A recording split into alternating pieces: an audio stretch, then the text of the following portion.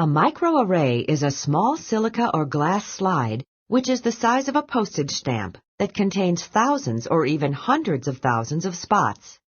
Each spot contains a synthetic piece of DNA with a known sequence. A microarray consisting of partial sequences from a number of specific genes is created by placing a series of known single-stranded DNA sequences in an array on a microscope slide or a silicon chip. The sequences are placed in a specific pattern so that each position on the slide corresponds to a particular known DNA sequence. The portion of a microarray shown here only contains 6 spots, which are labeled A through F. These spots may correspond to DNA sequences found in 6 different genes. The expression of genes depends on the cell type and the environmental conditions. To study gene expression, messenger RNA or mRNA can be prepared from a particular type of cell, such as a muscle cell, or from cells that have been subjected to an environmental agent, such as a hormone.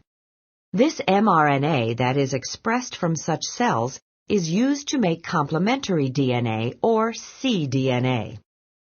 cDNA is made in a test tube by an enzyme called reverse transcriptase. This enzyme makes a DNA strand complementary to RNA molecules used as a template.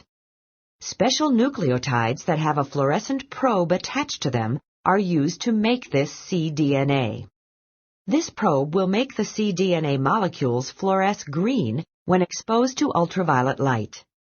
Once the fluorescent cDNA has been prepared, it is allowed to hybridize with the DNA samples spotted in the microarray. The cDNAs complementary to the type A mRNAs will hybridize with the DNA spot in the array that contains DNA complementary to the type A cDNA. Likewise, the type D cDNA will only bind to the DNA in the spot labeled D, while the type F cDNA will only bind to the spot labeled F. Since the cells did not express any mRNAs that correspond to the DNAs in the spots labeled B, C, and E, no cDNA is made that will bind to these spots.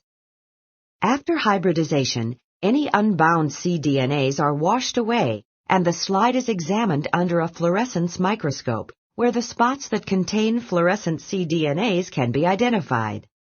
In an actual microarray analysis, a typical cell would express hundreds or thousands of different mRNAs, so that hundreds or thousands of different spots would be identified.